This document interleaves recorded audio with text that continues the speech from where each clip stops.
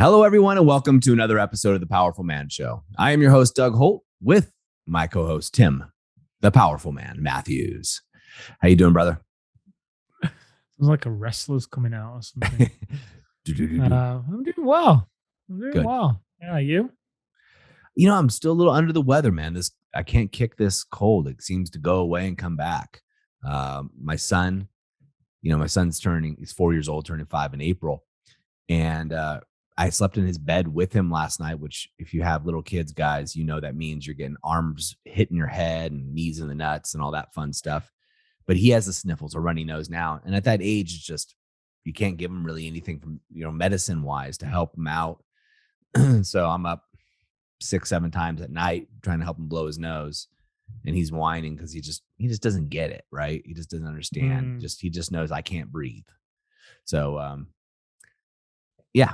Otherwise, I am doing absolutely amazingly well, my friend. Yeah. Good. So we have a question here that we've pulled from the community. From Enrique. And the question is, how about some suggestions on moving on from a devastating breakup where you made your woman your only source of happiness in your life? Ooh. Yeah, a very common question, very common situation, right? Especially for us, alpha businessmen, for a lot of us, we have so many interactions in business, and then we come home and our wife is our one go-to.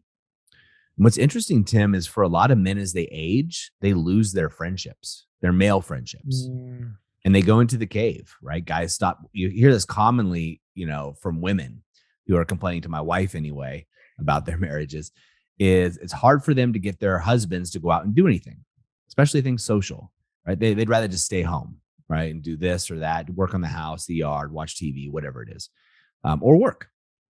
And it's even harder for, women who are married to businessmen because it's easy for us just to work. There's always something to do within your business. And, if you're like me, you start another business or another business, you end up with multiple companies. So for these guys, in this situation, they've put all of their friendship energy. Let's think of it as a bank, right? You have deposits. When you're in your 20s, you have 100 bank accounts of friends, right? Acquaintances that you're putting money into, so to speak.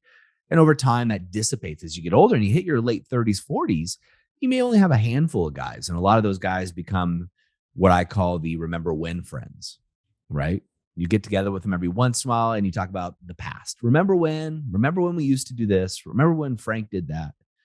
And there's no new experiences. So there's no depth to that relationship, or there stops becoming new depth, I should say, to that relationship. So then these guys, and a lot of us have been there, and I found myself going in this direction in the past as well.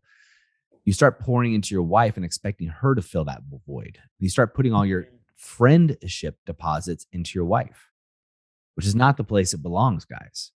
And this is what happens for a lot of us guys and on our way to becoming deactivated, right? That's why we have the activation method for relationships specifically to go over this. But you become deactivated, you become the nice guy, and then you put all of this onto your wife, which makes you needy.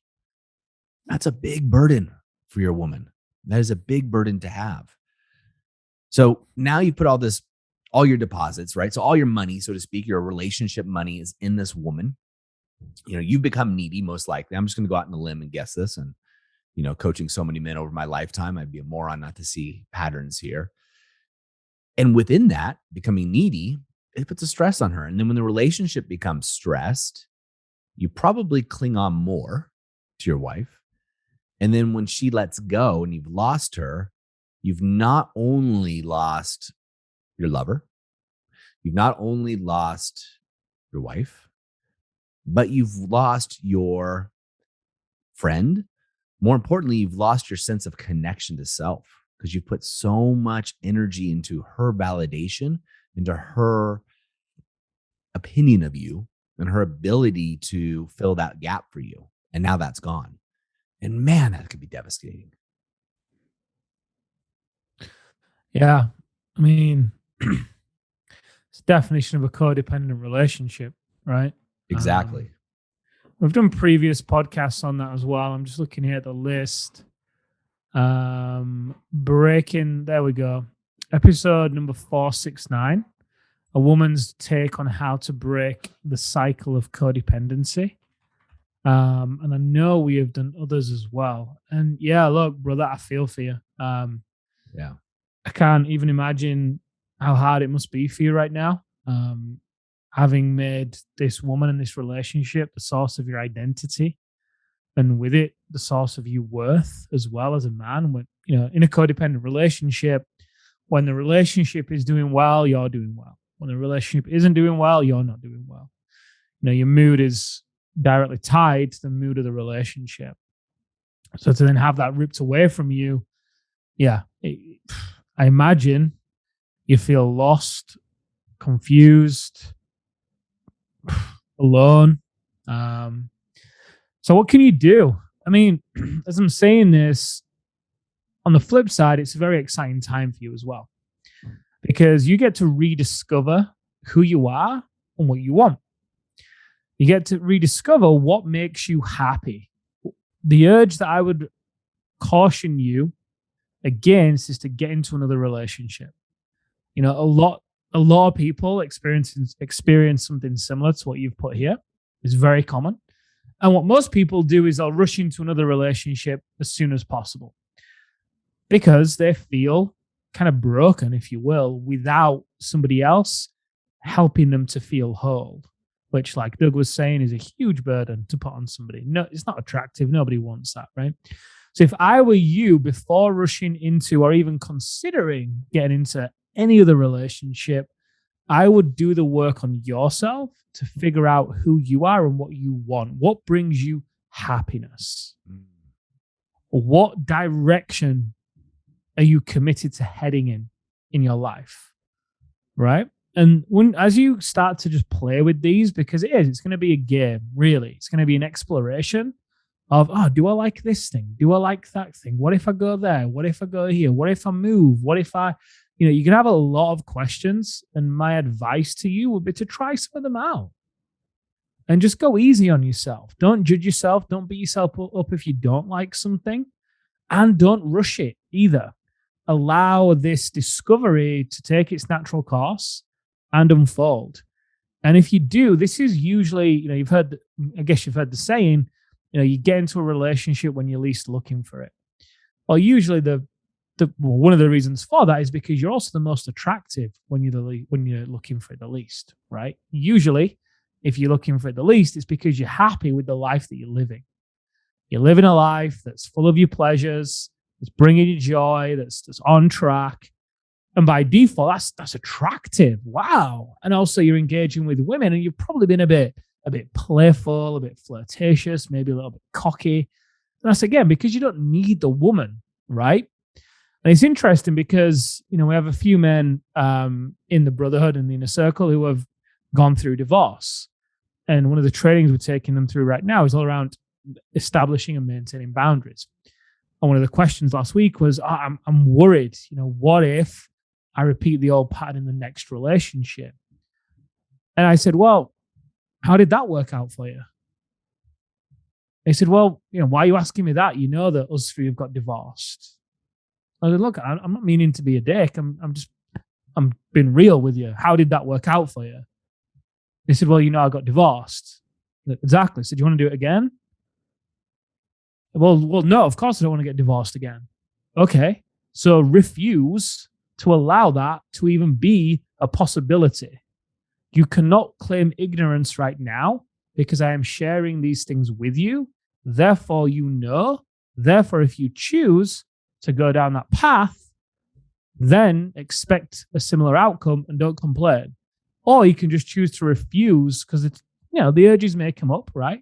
We're human. You're going to have certain neural pathways, certain ways in which you've conditioned yourself to be in a relationship. Yet, I say this with all respect, didn't work for you. So as you continue on this path of self-discovery, rediscovering who you are, getting back into that place of being attractive, first of all, to yourself and living a life that you are attracted to, you are going to become attractive to other people. At which point, when you do get into a relationship, you've just got to refuse to have this be a situation again. You're going to face shit tests. You're going to face all the things we talk about on these podcasts and overcome it. Because if you do it again, it's going to create more sadness for you next time. Because then it's like, oh, God, I knew better. I've done this again. So, Enrique, you're in a fantastic position, in my opinion, from the outside looking in. I know you might be feeling different right now. Give it time, and you've got a very exciting journey ahead. And do not get into a relationship right now.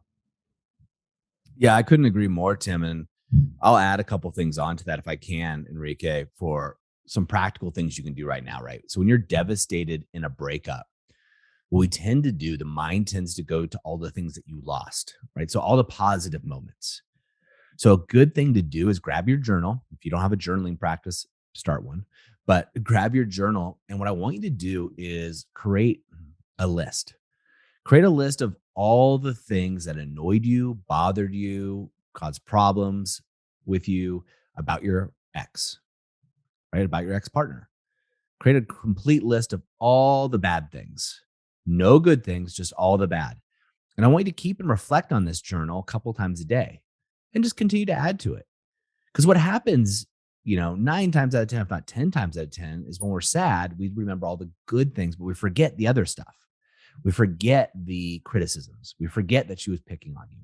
We forget that she had an affair or whatever else it may be. And you want to keep a record of those. That's going to help condition your mind. And to Tim's point, don't repeat the pattern. This is time for you. It's a wake-up call for you to become activated, what we call activated. And it's a wake-up call for you to change your way of being. Right? So you're not in this situation again, because as humans, we're going to repeat the same patterns over and over again. And it sounds asinine. It sounds crazy. And most everybody's going, no, I would never do that. And yet they find themselves in the same position year after year after year, unless you change something drastically. So one practical step I want you to do right now, grab a piece of paper. I want you to write down all the things that bothered you, all of them. And I want you to be picky. I want you to be nitpicky here. This is your shot to really just go at it. I don't care what it is. She put the toilet seat down and I had to pick it up. Cool. Write it down, right? Come up with a big list. This is going to help you create a springboard for you to jump off of. Next thing, do something completely different that's going to allow or ensure that you become activated, right? You go from deactivated to activated so you don't do this again, right? Third thing I'm going to have you do is I want you to reach out to one buddy and just tell them you appreciate them. Don't ask for anything. Don't complain about your situation. Just say, hey, man, just want to let you know I appreciate you. That's it. Text message is fine. But you got to commit to one. In fact, I want all of you guys listening to this right now, every one of you, I'm challenging you, text message one guy and just say it simply. Hey, man, just want to let you know I appreciate you. That's it. Right? Your chances are you're going to change his life too. But you're also putting deposits in your emotional bank account for your friends, right? Guys that are in the movement. You can do this on a workplace chat, right? With the guys that are in the group that you're seeing posting. Just message them. Hey, man, I appreciate your posts. It really meant a lot to me. Create your tribe, guys. Create your tribe. Enrique, you're in a great spot, as Tim said. Do the work. I want this for you as much, if not more than you want it for yourself, but do the work and get it. And guys, as we always say in the moment of insight, take massive action. Tim, great insights here, man. I absolutely love what you shared. And gentlemen, we'll see you next time on the Powerful Man Show.